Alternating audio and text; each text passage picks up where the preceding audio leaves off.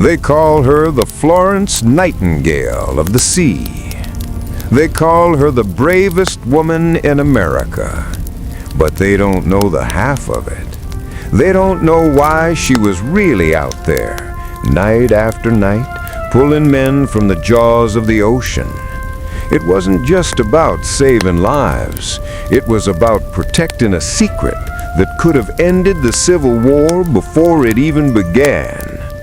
Before starting the video, I have a small request for all of you. If you are new to my channel, please subscribe and stay with me to watch more videos like this.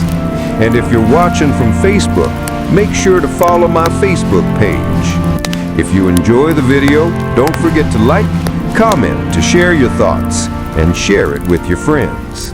The air over Newport, Rhode Island in October 1860 was not merely cold, it was the raw, biting chill that seeps into your bones and stays.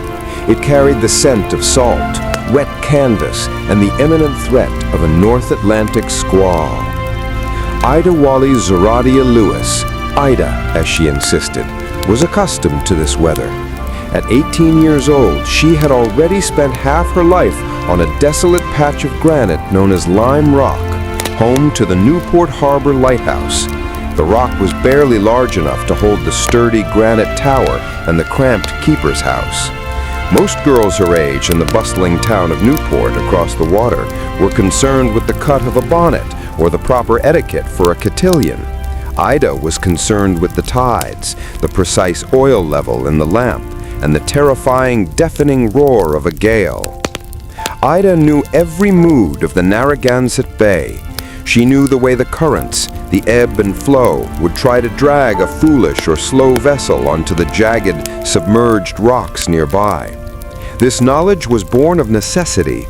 Lime Rock was a lonely post, but since her father, Captain Hosea Lewis, the official lighthouse keeper, had been felled by a severe stroke 4 years prior, the responsibility of guiding ships safely past the treacherous ledges had fallen to Ida, her mother, and her younger siblings. Ida, however, was the one who could handle the heavy 16-foot dory, a small, flat-bottomed boat with the skill, strength, and intuition of any hardened sailor. She was the one who pulled the oars. This evening, the harbor was deceptively calm, a stillness that always precedes a tempest. Ida stood by the lantern, adjusting the clockwork mechanism that rotated the Fresnel lens, her dark skirt whipping around her boots. The great lamp was lit, casting its familiar, comforting sweep of light across the deepening dusk. Below, near the dangerous curve of the coffin ledge, a small schooner, the Sea Witch, was attempting to anchor. Its crew looked inexperienced, fumbling with the heavy lines and allowing the tide to pull them closer to the death trap of rocks. Ida felt a prickle of professional unease. "Foolish men," she muttered, adjusting the wick with a long iron rod. "Too close to the ledge, they'll be smashed to kindling before midnight." Her mother, who was cooking a thin fish stew inside the stone structure, called out, "Ida, leave off fretting about every vessel. Your father needs his rest. The lamp is lit. God will do the rest." Ida scoffed, though only to herself. God, she believed, mostly gave people the free will to make foolish mistakes, and she was the one who usually had to row out and fix them. She grabbed her brass spyglass and looked out to the bay. The Sea Witch was now in a tight, precarious spot, the strong ebb tide pulling it inexorably toward the coffin ledge. Then she saw it. A small, fast cutter was approaching the Sea Witch from the north, moving with a speed and stealth that spoke of a practiced, deliberate hand.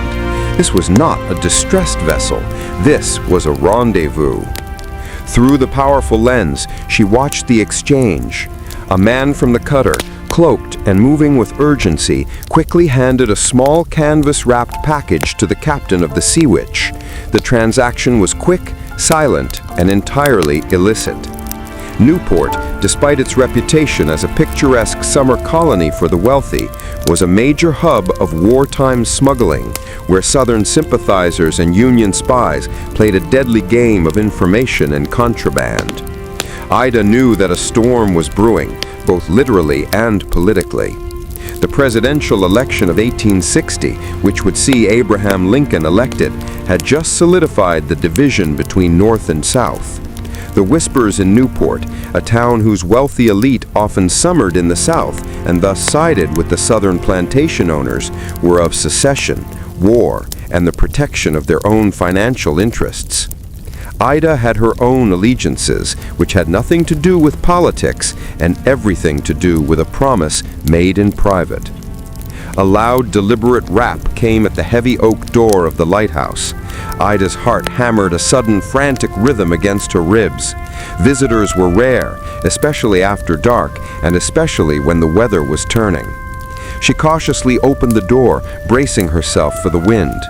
Standing in the meager light was a slender man dressed in a dark, well-cut suit, which looked completely out of place on the cold, rocky island. He was tall, with intense, intelligent eyes that darted constantly over the water, and a trimmed, dark beard. He carried himself with an air of professional urgency. "Miss Lewis," he asked, his voice low and cultured. "I can take a message," I said, not making a move to open the door further. "This is sensitive business, Miss Lewis, personal and, in fact, national security. I must speak to Captain Lewis." "I am afraid that's impossible," I said. "My father is sick, and he sees no one."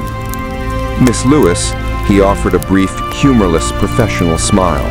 He lowered his voice further, leaning into the gap in the doorway. "Your father received special instructions 5 years ago, Miss Lewis. Instructions concerning the submerged cable that runs from this very rock to a secure military post across the bay. He was to keep it a secret. He was to watch it, and, if necessary, he was to protect it with his life." My eyes narrowed, instantly wary. The cable! It was the first secret telegraph line connecting the Union's vital coastal defense network, a crucial artery for relaying intelligence and coordinating naval defense. It was a cable that my father had always been vague about, claiming it was for weather data and navigational experiments. I had never questioned it. It was just another oddity of the lighthouse life. Mr. Atherton's gaze was fixed on the turbulent water, where the Sea Witch was now dangerously close to the coffin ledge. The schooner was clearly in trouble, but the cutter was still lurking nearby. "The gentlemen on the Sea Witch, Miss Lewis," he said, his voice now a razor-sharp whisper. "They know about the cable. They are agents, not smugglers, and they intend to cut it tonight before the full force of the storm hits, and they can claim the weather was responsible for the destruction. It would cripple our ability to communicate with the Northern Fleet just when we need it most. You have 5 minutes to stop them." I looked at the darkening sky, the churning water, and the small, heavy dory tethered below. I looked at the man who had just unveiled a secret that would plunge my simple, isolated life into the heart of a national crisis. 5 minutes, I said, my voice steadying. I unlatched the door and stepped out, the wind immediately hitting my face. I felt a sudden fierce rush of adrenaline, a feeling more potent than fear. "Better make it 3, I said. I didn't wait for a reply. I grabbed a coiled length of my strongest hemp rope and a sturdy storm lantern, sprinting toward the boathouse. Without a moment's hesitation, I began to lower the heavy dory into the now violent water, her movements practiced and economical. Ida's life settled into a frantic, dangerous duality. By day, she was the diligent daughter, caring for her paralyzed father, maintaining the massive lens, and rowing her siblings to the mainland for supplies and school. She was also the lauded local hero, waving off tourists who brought her gifts, a copper kettle, a knitted shawl, all tokens for the Maid of the Lighthouse. By night, however, she was the Union's most crucial and most secret coastal asset. The money from Atherton, delivered discreetly in weekly sealed packets left inside a hollowed-out log near the lighthouse landing, paid for a dedicated nurse for Captain Lewis and expensive imported European tinctures that eased his pain. For Ida, this was not blood money. It was the cost of fulfilling her father's unspoken, lifelong commitment. The biggest challenge wasn't the physical labor, it was the pretense. Atherton insisted she needed to gather intelligence, which meant she had to go where information flowed most freely, the opulent summer mansions and grand hotels of Newport's elite. One chilly November evening, Atherton arranged for Ida to attend a high society masquerade ball at the Breakers, a vast, ostentatious seaside manor owned by a family suspected of deep southern sympathies. Ida, dressed in a borrowed, heavy velvet gown that felt utterly ridiculous compared to her practical oilskins, felt like a fish floundering on dry land. She wore a plain silk domino mask, hoping to blend in to the sea of silks, satins, and expensive cologne. "You're looking for a name," Atherton had briefed her sternly before she left. "A Mr. Silas Thorne. He is a dry goods merchant, supposedly neutral, but we believe he is the key coordinator for the Copperhead network supplying intelligence to Richmond. Find out his method of communication." The ballroom was a dazzling chaos of music and masked faces. Ida navigated the crowd with the awkward grace of a swan trying to walk on ice. She kept to the edges, feeling exposed and judged, despite the mask. Her eyes, trained to scan dark, shifting waves, now struggled to read the intentions in the glittering, artificial light. Finally, she spotted him. A man of about 50, portly and jovial, wearing a mask adorned with peacock feathers. This had to be Thorne. He was not talking to other men, but to a young woman whose delicate lace-edged mask only covered her eyes. Ida slipped behind a potted palm, close enough to hear their hushed exchange over the swell of the orchestra. "The shipment must go out with the high tide tomorrow before the revenue cutter arrives," Thorne whispered, his voice smooth and oily. "And the message?" the woman asked, her voice barely audible. Thorne chuckled, a dry rustling sound. "The message is in the stitchwork, my dear. No one looks at a lady's embroidered handkerchief. The pattern itself is the key. The roses for the fleet movements, the leaves for the troop numbers. The key is in the thread count. Tell Captain Wallace that a single knot means all clear, but a triple knot means cable compromised." Ida's mind raced, connecting the pieces. They weren't using the telegraph. They were using embroidery as a sophisticated cipher, transferring data via women's seemingly innocent needlework. The elegance of the deception was shocking. The woman suddenly shifted, her gaze sweeping the room. Ida instinctively flattened herself against the cold marble wall behind the palm, holding her breath. The woman's eyes lingered near the palm for a moment too long before she turned and disappeared into the crowd. Ida had the information, but she knew she had been close to discovery. Her debut as a spy was terrifyingly successful. Chapter 5. The False Distress. The intelligence gathered at the ball led to a successful raid on Thorne's warehouse, seizing a large shipment of Confederate uniforms hidden beneath cotton bales. The network was severely disrupted, but the spies were not deterred. They simply grew more desperate and more direct.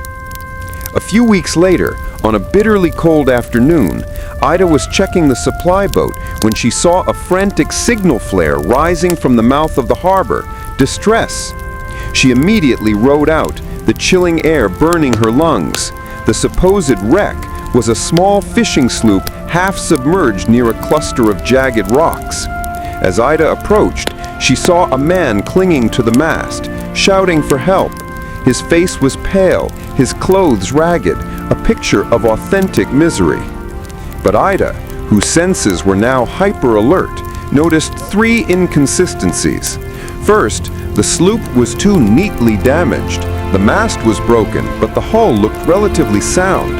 Second, the man's hands were too clean for a common fisherman. Third, he was shouting in perfect English, unaccented, a rarity among the local Portuguese fishing crews. She stopped the dory a safe distance away, the water still too rough to approach the wreck directly. "Hold on," Ida yelled. "I'm trying to find a safe way in."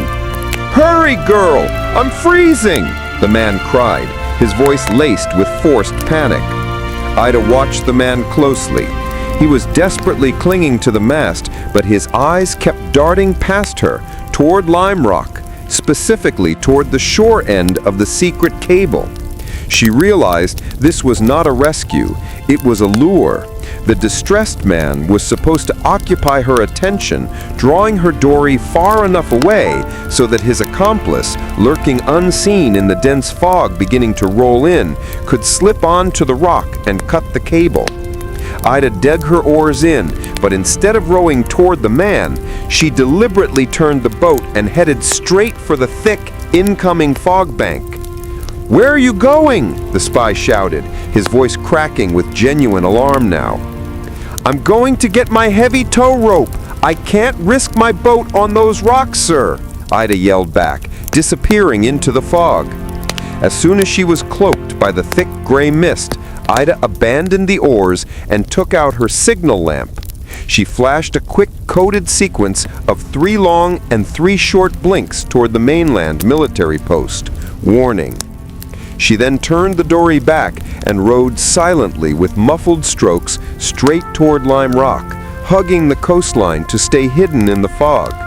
She beached the boat quickly and silently and scrambled up the rocks, clutching a heavy iron spike.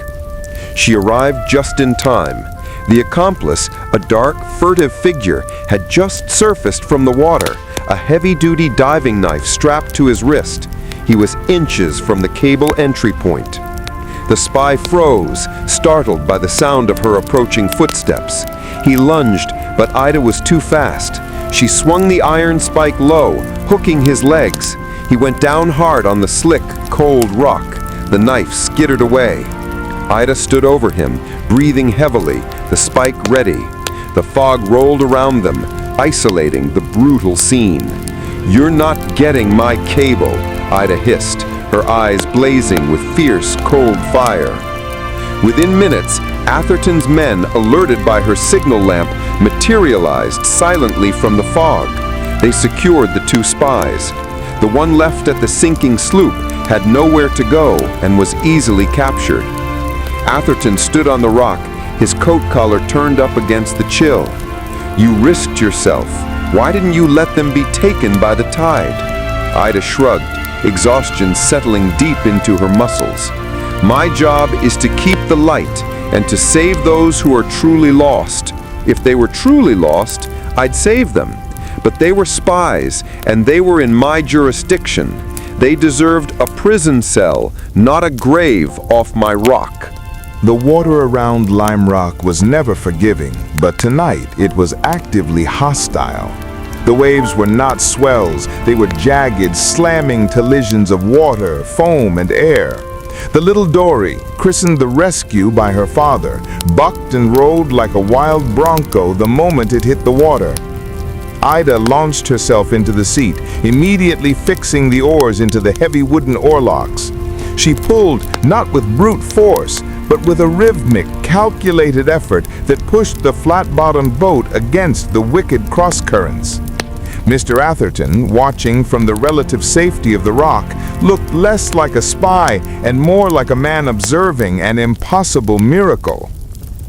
Ida's target, the Sea Witch, was already scraping the coffin ledge. She could hear the sickening screech of wood against granite, even over the wind. The men on the schooner were in a panic. The cutter that had delivered the package was gone, melted into the fog that was beginning to roll in, leaving the saboteurs to their fate. Ida had 2 tasks: stop them from reaching the cable and save their lives. She knew the cable's approximate location, a deep, thick line secured to the west side of the rock. She rowed the Rescue with a fierce determination, navigating the invisible channels between the jagged rocks. The waves came in sheets, soaking her and filling the bottom of the dory with chilling brine. As she pulled alongside the battered Sea Witch, the captain, a brutish man with an oilskin coat, spotted her. He wasn't signaling distress, he was holding a heavy axe. "Get back, girl!" he roared over the wind. "This is none of your business." Ida knew that axe was not for chopping firewood. It was for the cable. "You're going to founder!" Ida yelled back, pointing to the water already flooding their deck. "Abandon ship! You can't save your vessel!" The captain hesitated for a vital second, torn between the survival instinct and his mission. It was enough time for Ida to act. She threw a heavy line toward the men. "Grab the line! I'll tow you clear!" Two younger sailors, terrified, lunged for the rope, but the captain saw his chance. The Sea Witch shuddered as a huge wave slammed it against the coffin ledge one last time, pinning it momentarily.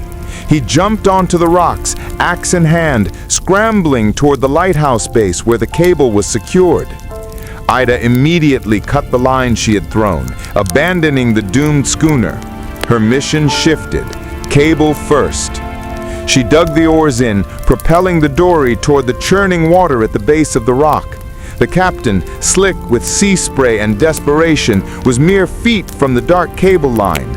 He raised the axe.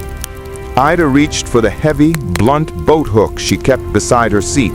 She stood up in the bucking boat, a suicidal move for an amateur, and lunged. She didn't aim for the man, but for the axe handle. The heavy metal hook caught the wooden shaft with a solid crack. The impact, combined with the instability of the boat, threw the captain off balance.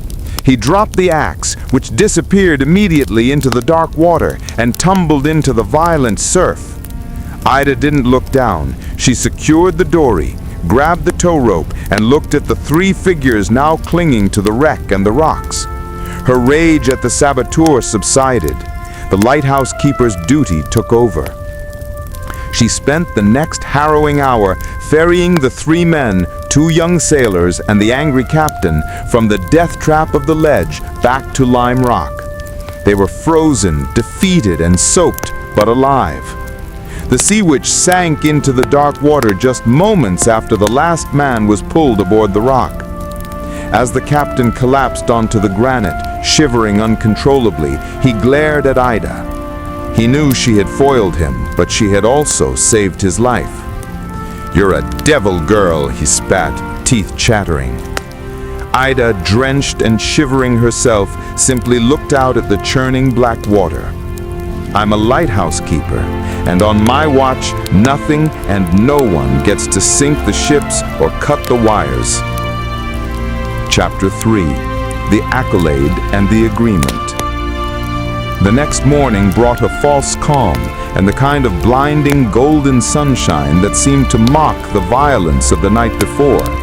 By mid-morning, small boats had arrived from Newport, not to inspect the cable, but to report on the heroic rescue. Ida Lewis, still stiff and sore, found herself an unlikely celebrity. The grateful young sailors she had saved told their tale to the hungry reporters.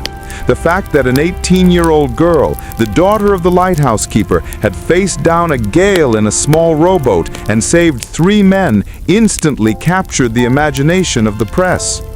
Headlines screamed, "The Maid of the Lighthouse, Newport's own Florence Nightingale of the sea." Ida hated the fuss. She was a lighthouse keeper, not a romantic heroine. But the accolades served a purpose. They made her a local fixture, and nobody would question her presence on the water at any hour. As the commotion died down, Atherton, the silent, dark-suited agent, appeared, dismissing the remaining curiosity seekers with a stern look. He found Ida cleaning the lamp's delicate lens. "Miss Lewis," he said, his voice now devoid of professional pleasantries, "you did well. The cable is intact. The attack failed." "The men are live too," Ida pointed out, rubbing the glass until it gleamed. "Indeed. You are a remarkable woman, Miss Lewis. The Union needs you." "Ida need no one. I do my job." "Your father is very ill," Atherton pressed, his tone softening only slightly. "His condition is grave. The care he requires, the quality of doctor, the specialized medicine is expensive, Beyond your means, I suspect. The Lighthouse Board will soon force him into retirement due to his health, and you off this rock. Ida's hands shook. He had hit her weakness. Lime Rock was her home, and her father's life was her world. "What do you want?" she asked, turning to face him.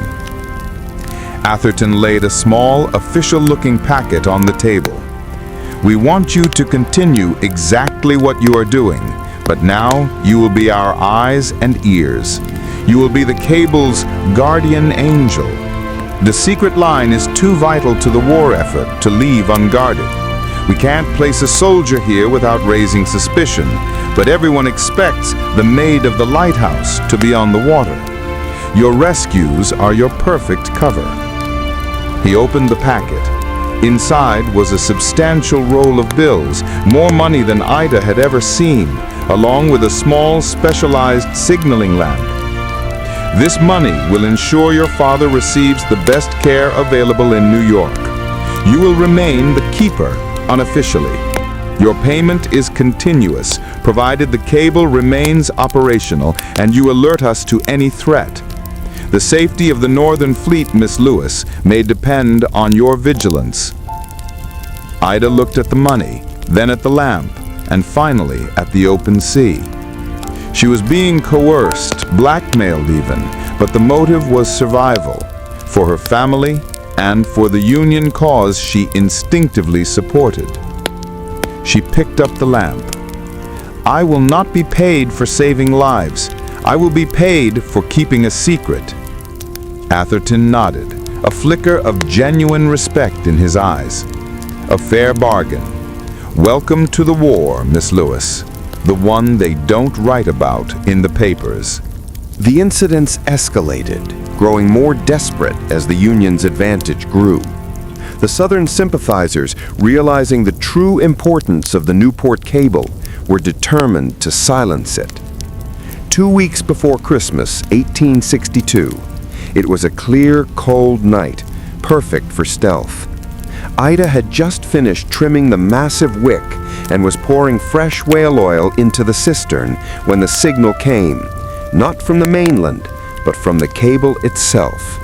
The distinct, unnerving silence. The line was dead.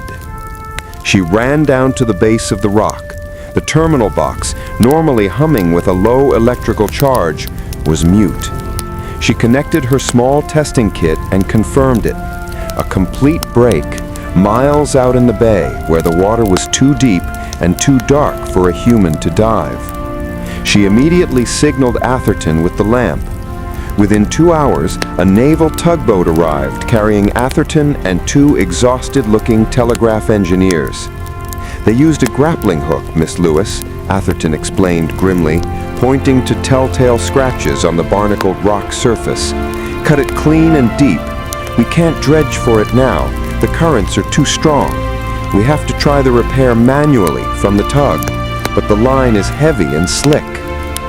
The engineers were skeptical. They needed a steady platform and daylight. The tugboat was pitching heavily in the strong currents. "I know the currents," Ida said, pulling on a thick pair of leather gloves. "I'll go out on the tug with them. I can keep the line steady when they pull it up." Atherton hesitated. "This is not a rescue, Miss Lewis. This is specialized, dangerous military work. If you wait until morning, the next tidal flow will sweep the severed end of the cable into the deep channel, and you'll never find it. I'm going." Her authority on the water was unquestionable, even to a military agent. The next 6 hours were the most grueling, frightening work Ida had ever attempted. The engineers, shivering and miserable, managed to snag the heavy black cable with a specialized drag hook, but hoisting the incredibly heavy, waterlogged cable onto the deck was impossible without the cable slipping back into the water. Ida, suspended over the churning water from the side of the tug, was the only one who could manage it. As the line was slowly hauled up, she had to constantly grab the slick, tarred cable, loop heavy ropes around it, and tie it off on the tug's railings, all while the vessel bucked and twisted in the unpredictable current. She was drenched, bruised, and nearly numb from the cold. Finally, just before dawn, they pulled the severed ends of the cable onto the deck. The engineers went to work, painstakingly stripping back the heavy insulation, identifying the fine copper wires, and soldering the minuscule connections back together. Ida stood guard, watching the water and the shore for any sign of another attack. As the sun's first rays touched the eastern horizon, one of the engineers gave a triumphant cry. A faint, clear click, click, click came from the testing machine. The line was live. Ida leaned against the rail, physically and mentally drained. She hadn't saved a man, but she had saved something infinitely more valuable: communication. She had prevented the Union's intelligence blackout. Atherton looked at her with an intensity that bordered on reverence. "You are the best operative we could have asked for, Miss Lewis. You are truly unsinkable." Ida simply nodded, not a heroine, but a sentinel. She was covered in grease, salt, and exhaustion. Her reward was not a medal, but the knowledge that she could return to her father, knowing he was safe, and the war was, for now, still manageable. Ida's successes were now known only to a tight circle within the Union Navy and Atherton's intelligence apparatus. She had become an irreplaceable cog in the war machine. Yet the price of her service was a deep, corrosive loneliness. She was celebrated by the public for the wrong reasons and known only as an operative to the men who used her. The year was 1863. The Civil War raged violently, yet Newport remained an oasis of genteel indifference, its economy humming with wartime contracts. Ida, however, noticed a disturbing pattern. Every time she thwarted an attempt on the cable, a new, more sophisticated attempt would follow within weeks. This wasn't the work of scattered, opportunistic copperheads. This was coordinated counterintelligence. Someone extremely close to the Union apparatus, or someone with an almost psychic understanding of her routines, was directing the sabotage. Atherton, himself under immense pressure, arrived one fog-laden afternoon, his face pale and drawn. "Miss Lewis, we have a leak," he stated flatly, bypassing all pleasantries. "Every time we move troops based on intelligence from this cable, the Confederate forces are already waiting. We believe the chief spy is one of our own. He's in Newport, and he's been feeding information to Richmond for months." Ida's mind immediately went to Silas Thorne, the merchant. "Thorne is in jail. Thorne was small fry. The real traitor is higher up, and he knew exactly when you would be most vulnerable." Atherton paced the small keeper's room. "Think, Ida. Who has visited this rock? Who has acted as a benefactor? Who is above suspicion?" Ida thought of the parade of visitors, reporters, dignitaries, and local merchants bringing gifts to the celebrated Maid of the Lighthouse. One man stood out: Mr. Charles Winthrop. Winthrop was the seemingly benevolent owner of the Newport Supply Company. He was the most generous donor to the Lighthouse Board and had visited Lime Rock 3 times in the last 6 months, always bringing fresh supplies and news from the mainland. Ida had remembered his last visit just a week after her midnight repair of the cable. Winthrop had brought a heavy sack of coal and a basket of apples. While her mother was distracted by the apples, Winthrop had paused right by the terminal box, complaining of a sudden inexplicable stiffness in his knee. He had leaned against the box for nearly a minute, one hand resting casually on the top.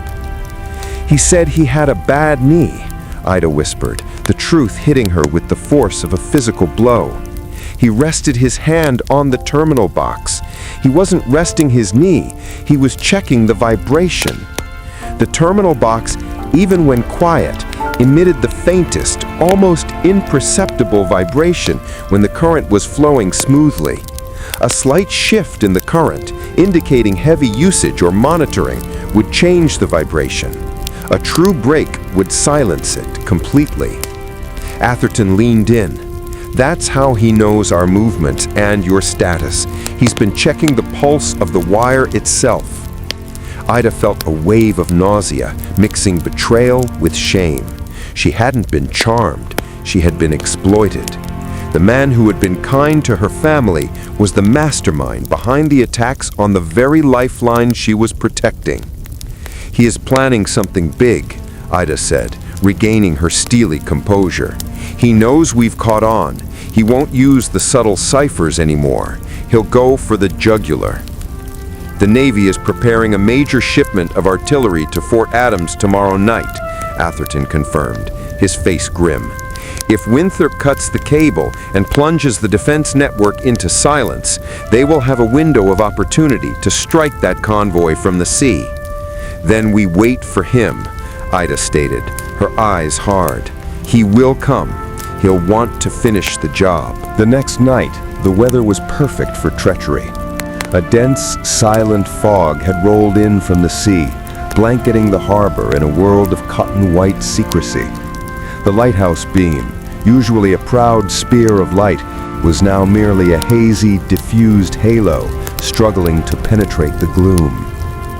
Atherton and 2 trusted Union soldiers were hidden within the cramped, windowless base of the lighthouse tower, awaiting the arrival of Winthrop. Ida, however, insisted on maintaining the vigil alone on the rock. "If the dory isn't in its slip, he'll know it's a trap," she reasoned. "He needs to see me sitting here, by the light, alone and exposed. He needs to think I'm just a girl waiting out the fog." She sat outside the keeper's house, wrapped in a thick shawl, a picture of weary domesticity. Her father slept inside, tended by the nurse.